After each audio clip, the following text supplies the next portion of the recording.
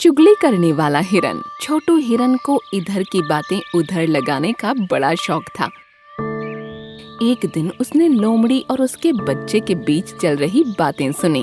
बेटा, तुम पहाड़ी पर मत जाया करो। मैंने कितनी बार तुमसे मना किया है। तुमको पता नहीं कि वहाँ पर एक खतरनाक लोमड़ी रहती है। किसी दिन उसकी नजर तुम पर पड़ गई तो वो तुमको जिंदा नहीं छोड़ेगी। मम्मी, अगर ऐसा है तो आज मैं अपने साथ पापा को वहाँ लेकर जाऊंगा। वो उसको मार देंगे और फिर मैं रोजाना वहाँ पर जा सकूंगा। बेटा, वो बहुत ही खतरनाक है। तुम्हारे पापा का उससे सामना हो चुका है। उसने उन्हें भी खूब मारा था। फिर तेरे पापा ने उससे माफी मांगी थी, तब जाकर उसने उनकी जान बख्शी थी। क्या वो इतनी खतरनाक है? तो ठीक है मम्मी, मैं आज के बाद कभी पहाड़ी पर नहीं जाऊंगा। सुनकर लोमड़ी खुश हो गई। हिरन ने सारी बातें सुन ली। उसने सोचा कि ये बात सबको पता चलनी चाहिए।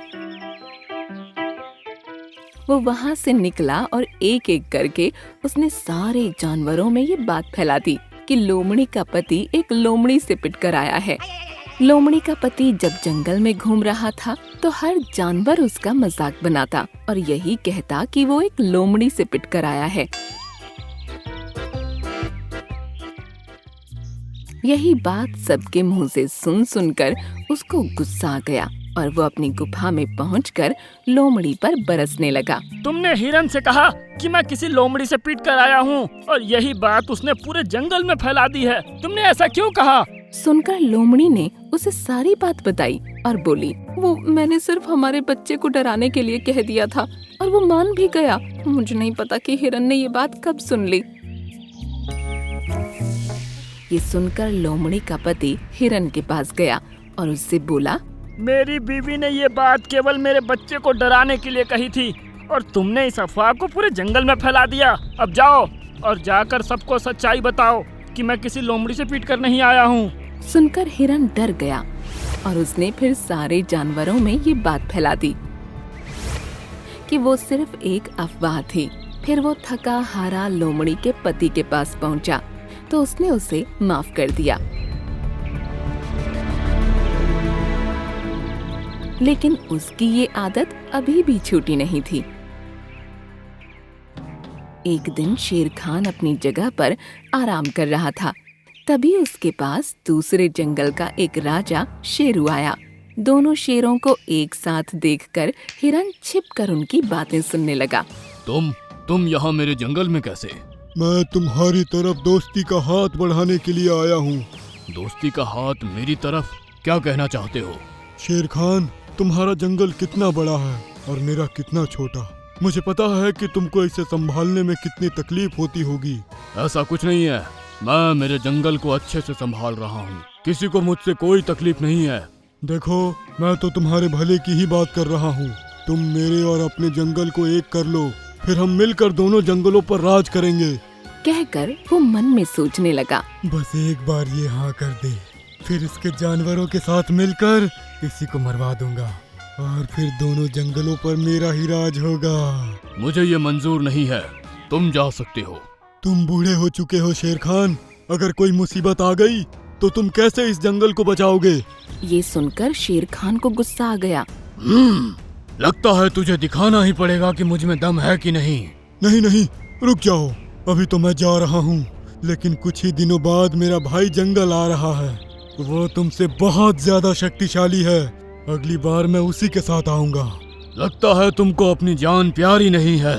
तुम मुझे मार भी दोगे तब भी वो यहाँ जरूर आएगा और तुम्हारे जंगल के कितने ही जानवरों को मार देगा। ये सुनकर शेर खान जोर जोर से हंसने लगा। इस पर शेरू चौंक पड़ा और बोला, क्या हुआ? तुम इस तरह क्यों हंस रहे हो? मेरा भी एक भाई है जो कि पास ही के जंगल में राज करता है। मुझसे ज्यादा जवान और ताकतवर है। मैं उसी को बुला लेता हूँ। लेकिन वो इस जंगल में आएगा तो उसको भी तो शिकार की जरूरत पड़ेगी। तो क्या हुआ?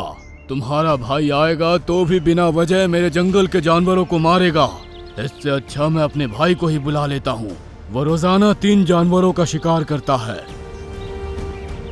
यहाँ भी ऐसा ही करेगा। अब मैं तुमको मार देता हूँ। जब तक तुम्हारा भाई आएगा उससे पहले मेरा भाई यहाँ आ चुका होगा। अरे नहीं शेर खान, मैं तो बस ऐसे ही तुमको डराने के लिए कह रहा था। मेरा कोई भाई भाई नहीं है। मैं जा रहा हूँ।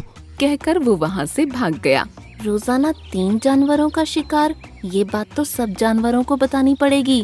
कहकर हिरन वहाँ से भागा और उसने ये बात पूरे जंगल में फैलाना शुरू कर दी।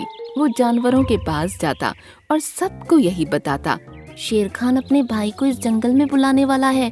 अब ये दोनों भाई मिलकर रोजाना 3 जानवरों का शिकार करेंगे और कुछ ही महीनों में जंगल खत्म हो जाएगा। अब जानवरों के दिल में डर पैदा हो गया और सभी जानवर जंगल को खाली करके जाने लगे। शाम होते होते जंगल एकदम खाली हो गया। शाम को जब शेर खान सैर को निकला तो उसे कोई भी जानवर नजर नहीं आया। तालाब के पास भी दूर दूर तक कोई जानवर नहीं था। अब उसे चिंता होने लगी। कहीं शेरू ने सच में अपने भाई को बुलाकर जानवरों पर हमला तो नहीं किया? सब कहाँ चले गए? कहकर वो उस रास्ते की तरफ भागा जो कि जंगल से बाहर की तरफ जाता था। वहाँ उसे सभी जानवर जंगल से बाहर जाते नजर आए। शेर खान सबके सामने जाकर खड़ा हो गया और उसे देखकर सभी अपनी अपनी जगह रुक गए। क्या हो गया तुम सबको? कहाँ जा रहे हो जंगल को छोड़कर? थोड़ी देर तो कोई कुछ नहीं बोला, लेकिन फिर रामू हाथी ने हिम्मत करके कहा, यहाँ रुककर अपनी मौत का इंतजार करने से अच्छा है कि हम यहाँ से चले जाएं। मौत का इंतजार? तुम लोग क्या कहना चाहते हो? हमें पता चल चुका है कि तुम अपने भाई को भी इसी जंगल में बुलाने वाले हो, जो कि रोजाना 3 जानवरों को खाकर अपनी भूख शांत करता है। जब वो यहाँ पर आएगा तो जाहिर है कि हम में से ही रोजाना 3 जानवर कम होंगे। तो यहाँ कौन रुकना चाहेगा? तुम लोगों से ये किसने कहा? ऐसा कुछ नहीं होने वाला है। हमें ये सब छोटू हिरन ने बताया है। ये सुनकर शेर खान को गुस्सा आ गया और वो गरज कर बोला, छोटू हिरन, कहाँ हो तुम? मेरे सामने आओ।